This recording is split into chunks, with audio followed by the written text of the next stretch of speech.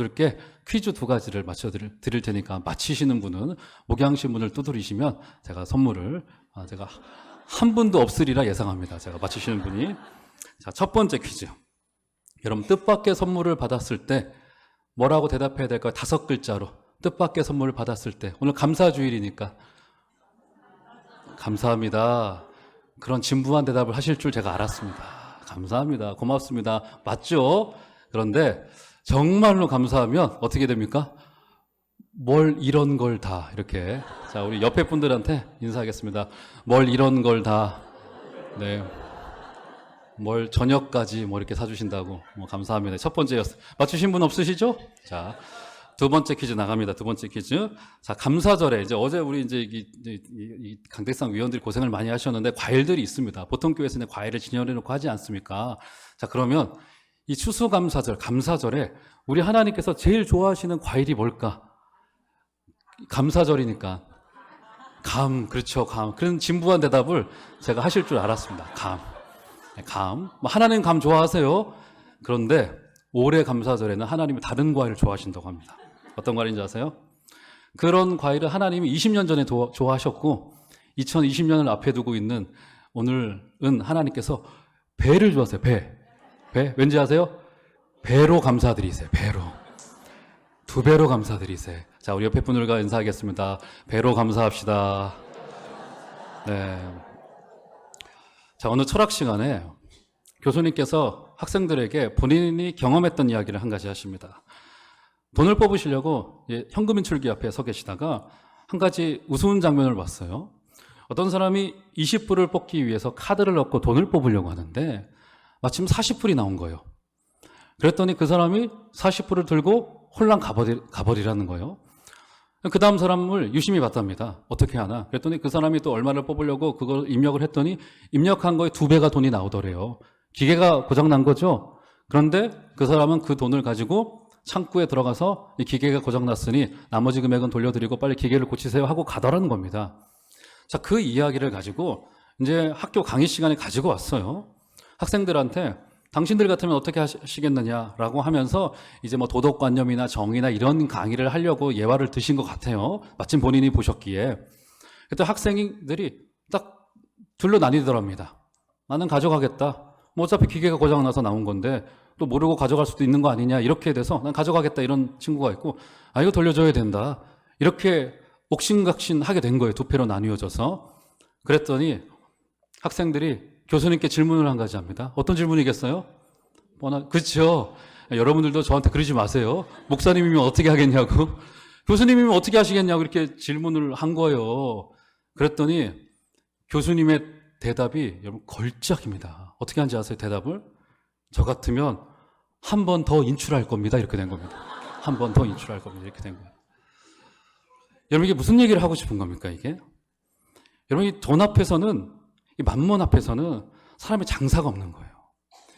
여러분, 현대인들의 가장 큰 관심사는 결국 물질로 귀결되는 경우들이 상당히 많이 있습니다. 여러분, 신약 성경에서요, 하나님과 동치에 둔 것은 마귀도 그런 적이 없고요. 세상에 어떤 죄도 그런 적이 없습니다. 오직 만몬이라고 하는 신만을 하나님이냐 돈이냐 고르라고 우리에게 도전했던 곳에서 2000년 전이나 지금이나 이 만몬의 힘, 만몬의 우상의 힘이 얼마나 강력한 것인지를 우리가 알 수 있습니다. 여러분, 만약에 우리가 이 감사절에 뭔가 한 가지 더 더해졌기 때문에 감사하고 뭔가 한 가지 빠졌기 때문에 덜 감사가 된다라고 한다면 우리의 감사는 유한할 수밖에 없고 조건적일 수밖에 없을 것입니다. 만약에 우리의 감사가 절대 감사가 되어야 된다면 오늘 사도 바울 선생의 이야기를 통해서 우리에게 성도들에게만 있을 수 있는 감사가 무엇일지를 한번 살펴보는 시간을 갖도록 하겠습니다. 자, 한번 보시면, 자, 9절로 한번 가보시겠어요? 자, 읽으셨던 3장 9절로 가보시면 제가 한번 다시 읽어드리겠습니다. 우리가 우리 하나님 앞에서 너희로 말미암아 모든 기쁨으로 기뻐하니 너희를 위하여 능히 어떠한 감사로 하나님께 보답할까? 지금 후반절에 보면 어떻게 이야기를 합니까? 사도 바울 선생이 감격이 넘쳤던 것 같아요. 어떠한 감사로 하나님께 보답할 수 있을까라고 하는 정말 가슴 벅찬 이 감사를 하나님 앞에 드리고 있습니다. 그러니까 이것은 사실은 질문 형태로 되어져 있지만 너무나도 감사하다라고 하는 것을, 어떤 것으로도 보답할 수 없는 감사가 있다라고 하는 것을 반문의 형태로 강렬하게 표현하는 거죠. 어떤 것으로 감사할 수 있을까? 사실상 하나님이 주신 은혜를 되돌아보니 정말 이 감사를 보답할 길 없다. 지금 이런 이야기 하는 거 아니겠습니까? 자, 그런데 도대체 어떤 감사였기에 이토록 사도 바울이 가슴 터질 듯한 감사를 하고 있던 것일까? 9절을 보시면 그 내용이 나오죠. 중반절 이하를 보면 모든 기쁨으로 기뻐하니 너희를 위하여 능히 어떠한 감사로 하나님께 보답할까? 지금 무슨 말이 된 겁니까? 지금 사도 바울의 감사의 이야기는 누구 때문에요? 데살로니가 교인들 때문에 그 감사가 넘쳐나는데 감사의 벅찬 내용이 그에게 정말 강렬함으로 남아서 어떠한 것으로도 감사할 수 없습니다라고 했던 것이 다른 어떤 물질의 내용 때문도 아니고 일이 잘 풀렸기 때문도 아니고 그의 선교의 길이 활짝 열렸기 때문도 아니죠. 오히려 데살로니가 교인들이 믿음 안에서 굳건히 서가는 것을 보고는 그의 마음속에 아주 강렬한 감사가 그 가운데 남아 있습니다. 자, 그렇다면 과연 이 데살로니가 교회가 어떤 교회였기에 이렇게 사도 바울 선생이 감사하게 되어졌나를 한번 데살로니가 교회가 설립될 때의 이야기를 잠시 저희가 좀 살펴서 생각을 좀 해보도록 하겠습니다. 데살로니가 전도는요, 사도 바울이 2차 전도 여행 중에 했던 전도 여행입니다.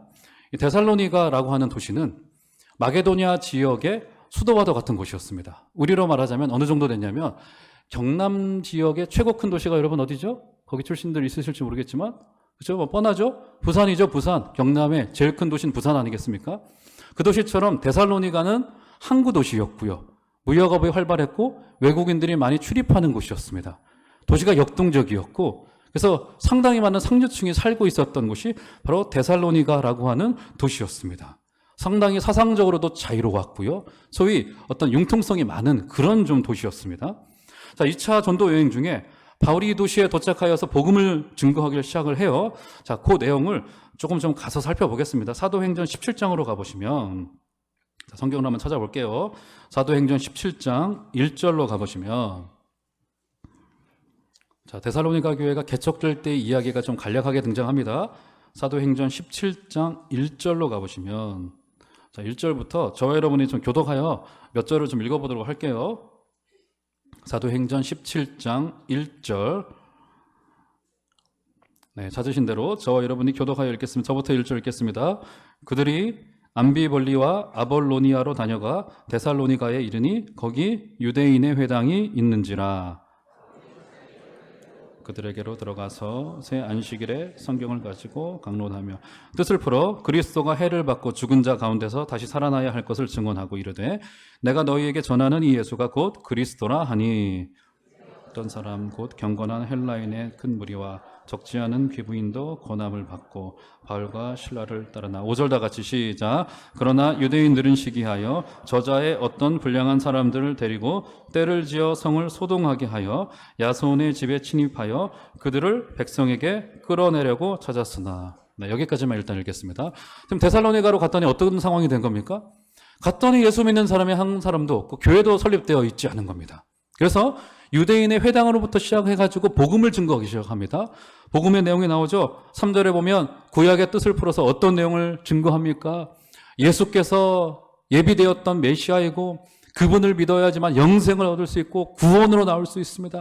당신들 예수 믿고 회개하십시오. 돌아오십시오. 이렇게 증언했던 거예요. 자, 그랬더니 놀라운 일이 벌어집니다. 어떤 일이 벌어집니까? 사람들이 돌아오기 시작해요.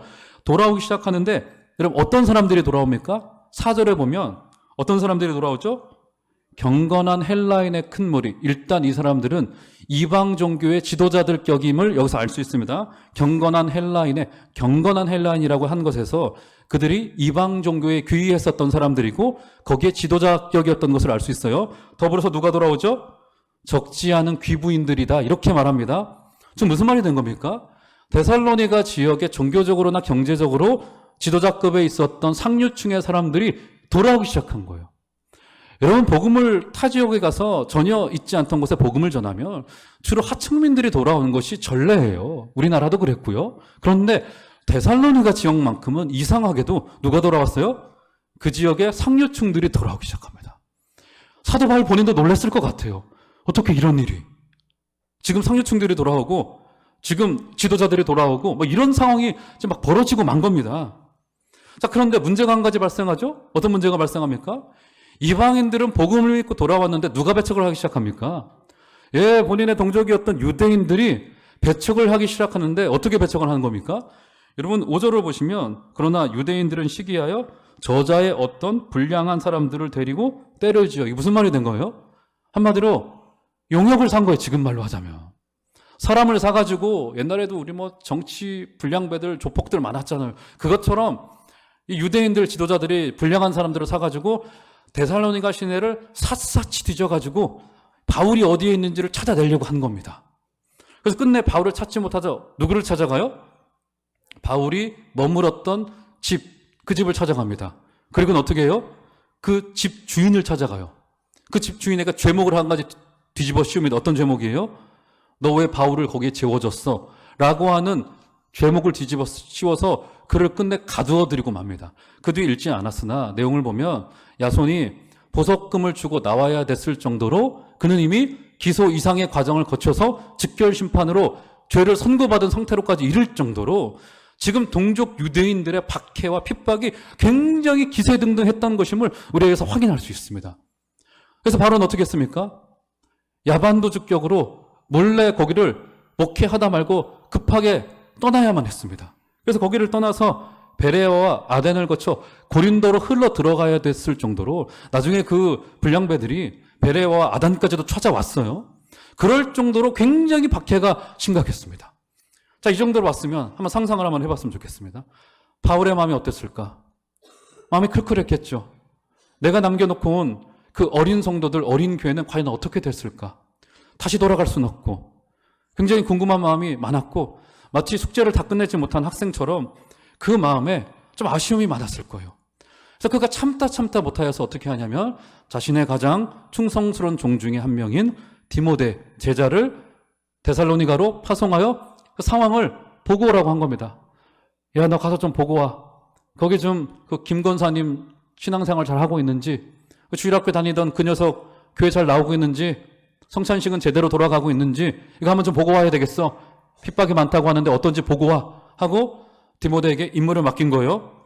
디모데가 일정 기간 돌아와서 바울에게 보고를 합니다. 선생이야, 이러저러 하더이다 하니까 바울의 마음속에 그 전한 소식을 듣고는 너무너무 기쁘다, 너무너무 감사하다, 이런 것을 전해준 거라고요. 그 편지가 바로 데살로니가 전서입니다. 그 편지가 바로. 자, 그러면 그 편지의 서두를 한번 보겠습니다. 데살로니가 전서로 가보셔서 1장으로 가보시면, 자, 편지를 이렇게 써요. 데살로니가 전서 1장으로 가보시면, 자, 1절부터 보시면, 자, 1절부터 3절을 한번 보세요. 제가 한번 읽어드릴게요. 바울과 실로아노와 디모데는 하나님 아버지와 주 예수 그리스도 안에 있는 데살로니가인의 교회에 편지하노니 은혜와 평강이 너희에게 있을지어다. 우리가 너희 모두로 말미암아, 여기도 마찬가지네. 데살로니가 교인들 때문에 항상 하나님께 어떻게 한다고요? 감사한데 기도할 때마다 너희를 기억하면. 자, 3절 다 같이 시작. 너희의 믿음의 역사와 사랑의 수고와 우리 주 예수 그리스도에 대한 소망의 인내를 우리 하나님 아버지 앞에서 끊임없이 기억함이니. 감격스럽게 편지의 서두로부터 써내려가기 시작을 하는 거예요. 어떤 점이 감격스러운 겁니까? 고난 때문에, 핍박 때문에 그들이 신앙을 내려놓을 거라 생각을 했습니다. 그러진 않을까 걱정을 했어요. 그런데 데살로니가 교인들이 어떤 환경 속에서도 어렵게 태동되었던 그 어린 교회가 바울이 급하게 떠나고 말았는데 어떻게 된 겁니까? 애쓰고 분투하고 있더라는 겁니다. 신앙이 자라 있었고요. 일정 기간 후에 되돌아와 봤더니 그들이 이런 극한 환난 중에서 이럴 수 있을까 싶을 정도로 자라 있는 모습을 보고는 내가 정말로 감사하다, 이 고백을 하고 있는 거라고요. 그러니까 우리가 아까 읽었던 데살로니가전서 3장 9절에서 바울이 가슴 터질 듯한 벅찬 심정으로 어떤 감사로 하나님께 보답할 수 있을까 고백했던 내용이 무엇인지 알 수 있을 것 같습니다. 단순히 안 되던 일이 잘 풀려지고 이직이 잘 되고 사업이 2배로 잘 되고 뭔가 좋은 일이 내게 생겨나서 감사한다라고 하는 것은, 여러분, 이것은 이 땅에서만 유효한 것이고요. 언젠가 하나님의 보좌 앞에 설 때 이런 모든 것들은 그라운드 제로가 될 것들입니다. 우리가 진짜로 감사해야 될 내용은 지금에서나 우리가 하나님의 나라에 가서에서나 동일하게 변하지 않을 내용이어야 되잖아요. 그런데 오늘 사도 바울 선생은 데살로니가 교인들이, 성도들이 환난 가운데서도 잘 자라고 있는 그들의 생명의 모습 때문에 감사하지 않을 수 없었다고요. 벅찬 감격으로 온 것이, 그 김건사님 그렇게 어려운 중에 로마의 당국자들이 예수 믿는다는 것 때문에 신문하고 그랬는데 주일마다 오셔서 기도하고 있었어. 새벽을 지키고 있더래. 금요일마다 기도하는데 그렇게 간절하게 기도할 수 없더래. 라고 하는 소식을 듣고 나니 사도 바울이 교회를 개척한 입장에서는 감사하지 않을 수 없게 된 겁니다. 사랑하는 여러분, 여러분은 좀 어떠십니까? 우리가 이런저런 일들을 많이 겪고 살아갑니다. 어쩔 때는 우리가 노력한 것보다 더 잘 될 때도 있고요. 노력한 것만큼 안 될 때도 있고요. 일이 더뎌져서 우리의 마음이 조급함으로 염려가 찾아올 때도 있습니다. 그런데 정말 이런 생명의 문제 때문에 가슴 벅찬 경험을 해본 적이 있는가? 사랑하는 여러분, 하나님 앞에 설 때마다 생명이 자라는 모습 때문에 감사할 수 있게 되어지는 은혜가 있기를 주의 이름으로 축원드립니다. 제가 한 번은 말씀드렸던 것 같은데요. 저는 제가 첫 번째 사역했던 그 조그만 개척교회를 지금도 잊지를 못해요. 지금 이제 그 목사님 은퇴가 얼마 안 남으셨는데 그 목사님 개척하셔서 목회 한 10년 정도 됐을 때 제가 그 교회 부임을 했는데 교인이라고 해봐야 이제 한 어른들 40-50명 당시에, 지금은 조금 더 커진 것 같긴 한데요. 우리 주일학교도 이렇게 한 줌 정도밖에 되지 않았던 정말 이렇게 크지 않은 교회였었습니다. 참 저는 감사하고 그때의 추억이 많아요. 제가 맡았던 부서가 이제 중고등부였기 때문에 목사님 아들이 이제 고등학교 2학년 올라갈 학년으로 되어 있더라고요. 그 친구를 만났습니다. 문제가 뭐냐면 그 목사님이 선교단체 출신이세요. UBF라고. UBF 출신들의 이게 좀 고집이 뭐냐면 자녀들의 이름을 지을 때 꼭 성경의 인물을 따서 이름을 집니다. 뭐 사무엘이니 다윗이니 뭐 이렇게 이름을 지어요. 그러면 짓고 나면은 자녀들은 그 이름에 꽉 매어가지고 부담스러운 경우들이 굉장히 많아서 제가 그 목사님의 아들을 보고는 내가 우리 애들을 낳으면 절대로 성경의 인물로 이름을 짓지 않으리라 결심을 했습니다. 마침 그 아들의 이름이 뭐였냐면 바울. 이름이 바울이에요. 얼마나 부담이 됐겠습니까? 그 이름이 바울인데 여러분, 당시 고등학교 2학년 친구였는데 눈에 그 도끼가 시퍼렇게 살아있는 청소년들 있잖아요. 제가 그거 밟아놓느라고, 제가 20대였으니까, 당시 20대였으니까 그것을 이겼지, 지금이라면 못 이길 것 같아요. 눈에 도끼가 살아있었고, 또 이렇게 이름이 바울인데, 또 뻐끔뻐끔 하는 친구였습니다, 여러분. 제가 차마 설교 시간이라, 이렇게 하던 친구였어요. 이렇게 하던 친구. 뻐끔뻐끔. 냄새도 나고, 이런 친구였어요. 담임 목사님께서 저한테 말씀 안 하셨지만, 얼마나 그 마음이 부담이 되셨을까 싶어요. 어렵사리 대학을 갔는데, 대학도 이제 그 지방에 이제 여러분 이제 말씀드려봐야 잘 이름 없는 이런 대학을 가, 뭐 공부를 잘하고 못하고 중요한 게 아니라 믿음이, 주일은 계속 나왔습니다. 잘 나왔고 저도 잘 도와줬어요. 그 친구가 막 음향하고 이런 거 좋아해가지고 잘 도와주곤 했는데 늘 담배 냄새 나고 뭐 그랬던 친구였어요. 그 친구가 대학을 가고 1학년 정도 보내고 저는 그 교회를 사임을 하고 이제 떠나게 됐고 저도 잊었죠. 잊고 있다가 한 3-4년 전에 제가 직전에 사역했던 교회에서 사역하던 중에 어느 한 날 새가족부로부터 연락이 왔어요. 새가족이 왔으니 제가 담당하고 있는 그 지역에 배정을 하겠다 이렇게 연락이 온 거예요. 만나보시라 전화번호를 주더라고요. 전화를 돌렸습니다. 그 다음 주 주일 오전에 1층 로비에서 만납시다 하고 로비에서 만났어요. 그래서 이야기를 나누려고 하는데 저를 보자마자 그분이 목사님 이렇게 아는 척을 하는 거예요. 좀 못 알아보겠더라고요, 사실. 30대 이제 청년 이상이 된 친구니까. 목사님 이렇게 되는 거. 알고 보니까 그 바울이라고 하는, 제가 방울이라고 불렀어요, 방울. 그 친구가 이름 부담스러워 할까봐 방울아 이렇게 늘 불렀던 친구인데 바울이었어요, 바울. 김바울이. 그런데 놀라운 점이 뭔지 아세요? 여러분, 대화를 한 10분만 나눠보면은 그 사람의 믿음의 수준이 어느 정도인가 대충 알게 되잖아요, 우리 다. 저도 그렇고. 그런데 제 마지막 기억 속에 남아있었던 그 친구라고는 상상할 수 없을 정도로 변해 있는 겁니다. 성숙해 있고, 결혼할 자매를 데리고 이제 와서 등록을 한 거예요. 변해 있고, 하나님의 나라를 생각하고, 놀랍더라고요, 제가 보기에는.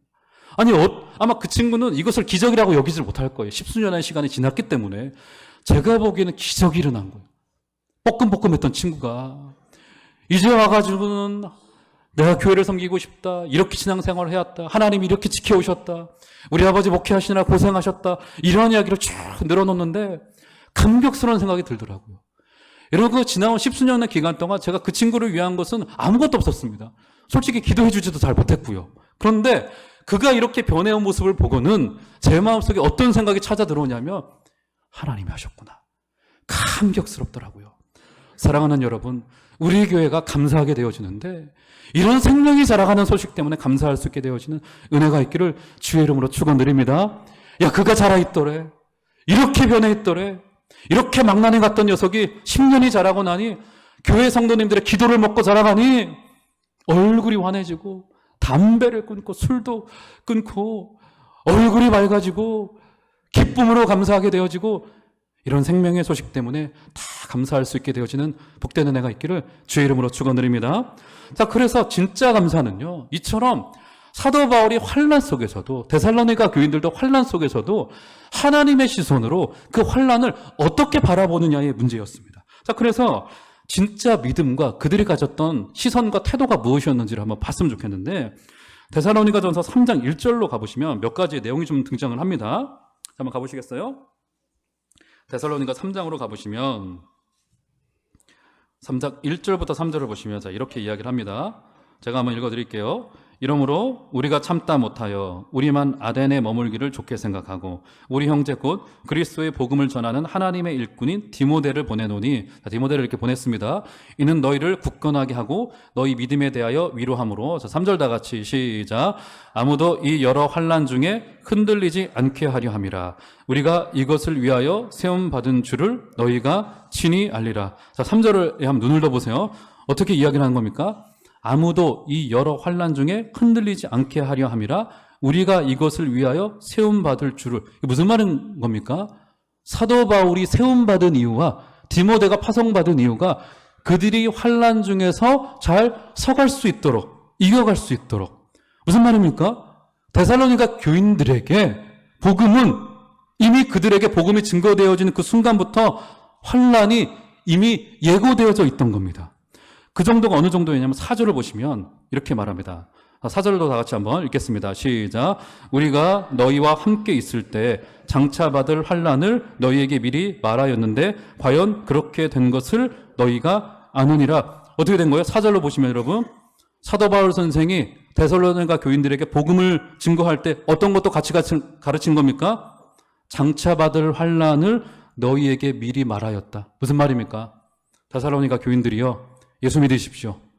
구원받고 회개하고 구원받으십시오. 증거하면서 다만 여러분들이 복음을 받을 그때에 환난이 올 겁니다. 고난이 찾아올 거예요. 어려움이 있을 겁니다.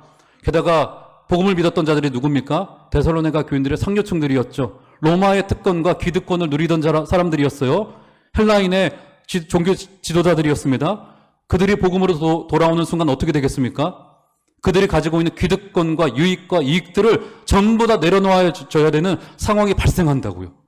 이런 것들을 사도 바울 선생이 가감없이 전한 겁니다. 가감없이 전했어요. 당신들에게 환난이 있을 겁니다. 어려움이 찾아올 거예요. 고난이 찾아올 겁니다. 하지만 기뻐하십시오. 하나님이 여러분들과 함께 하실 겁니다. 이런 것들을 가감없이 전했다고요. 이렇게 지금 사도 바울이 여기서 말했던 감사와 믿음이라는 것이 무엇이냐면, 예고한 환난이 예고대로 왔을 때, 실제로 왔죠. 그 자리에서 변질되지 않고 무너지지 않고 그 자리에서 버티고 서 있는 것이 바로 믿음이라는 것을 그들이 보았던 거라고요. 여러분, 2000년 전에는 데살로니가 교인들에게는 고난의 형태로 이것이 왔습니다. 근데 지금 어떤 형태로 우리에게 와요? 우리에게 세상의 가치관으로, 세속의 유혹으로 찾아옵니다. 예수에게서 멀어지게 하고요, 세속의 가치가 영원할 것으로 생각을 하고요, 이 땅의 구조가 영원할 것으로 생각하면서 그리스도를 믿는 것보다 거기에 더 많은 관심을 두게 합니다. 그때 사도 바울 선생이 말했던 것처럼 우리에게 요구받고 있는 것이 무엇입니까? 세상의 유혹이 그렇지 달콤하게 다가온다 할지라도 우리에게는 그리스도밖에 없습니다. 어떠한 환난과 어떠한 유혹과 어떠한 고난 속에서도 나는 이 자리에 그대로 서 있겠습니다. 환난과 고난을 어떠한 시선으로 해석하느냐가 진짜 믿음이고 감사로 갈 수 있는 지름길이었다고요. 여러분, 유대인의 포롱 수용소였던 아우슈비츠 수용소 아시죠? 유태인만 100만 명, 동유럽인가 러시아인까지 하면 약 300만 명이 죽어나갔던 단일 수용소에서 이런 수용소를 알려져 있습니다. 악명 높죠? 그 수용소에 가스실이 있었어요. 가스실에서 수백만 명이 죽어나갈 때 그 가스실 벽에 많은 사람들이 죽어가면서 낙서를 마지막 기록을 한 거죠. 유언과도 같이 낙서처럼. 그런데 여러 가지 기록들을 모아서 그것을 책으로 엮어놓기도 했습니다. 근데 그 낙서 중에 어떤 기록이 있냐면 찬송가 304장을 누가 기록을 해놨습니다. 찬송가 304장이 어떤 찬송입니까? 그 크신 하나님의 사랑 말로 다 형용 못하네. 찬송가 가사 기록할 수 있지 생각할 수도 있겠는데 그게 손가락을 깨물어서 피로 쓴 가사로 되어져 있는 피로 쓴 감사였습니다. 이처럼 도대체 어떤 감사가 있었기에 그 크신 하나님의 사랑을 거기서 노래할 수밖에 없었던가. 여러분, 제가 전에도 한번 말씀드렸던 네덜란드의 여전도사였던 코리텐붐 여사가 아우슈비츠 수용소를 거쳐왔어요. 가족들이 거기서 많이 죽임을 당했습니다. 본인은 그 자리에서 생존하여서 나중에 대륙으로까지, 미국 대륙으로까지 복음 전도를 했던 아주 위대한 여인 아니겠어요? 근데 그 여인이 감사의 내용을, 아우슈비츠에 있었던 감사의 내용 한 가지를 전한 게 있습니다. 그게 뭐냐면, 어떤 것 때문에 감사하냐면 이 수용소에서 벼룩이 많은 것 때문에 감사합니다, 이런 고백을 했습니다. 여러분, 요새는 벼룩 없죠? 여러분, 저 어렸을 때만 해도 집마다 참빗이 다 있었습니다. 참빗 아시죠? 이렇게 참빗 이렇게 긁으면 거기에 석회나 이 이렇게 와가지고 그걸 이렇게 똑똑 터트리면 그 소리가 이쁘잖아요. 똑똑. 저 어렸을 때만 해도 많지는 않습니다. 한 반에 한 두세 명 정도 이렇게 머리에 좀 이렇게 이 친구들이 있었어요. 80년대 초반에. 이 긁으면 그거 재미가 있습니다. 터트리는 재미가 똑똑. 저 징글징글하고 더럽잖아요. 이게 뭐가 감사하겠습니까? 지금은 이제 이나 석회 있는 사람들은 거의 없는데, 벼룩이나. 벼룩 때문에 감사한데요.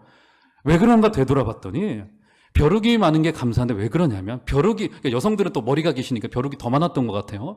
왜 그러냐면 점점 더 수용소에 인원이 많아지다 보니까 벼룩이 많아졌는데, 벼룩이 많아지다 보니까 독일군 남자 병사들이 여자 수용소에 오질 않는 겁니다. 과거에는 와서 희롱하고 놀리고 고문하고 때로 강간도 하고 이래서 여성들이 고통을 받았는데 벼룩이 많아지고 냄새가 나다 보니까 오질 않은 거예요. 주위로. 그게 얼마나 감사한지. 벼룩 때문에 감사. 벼룩 때문에 감사.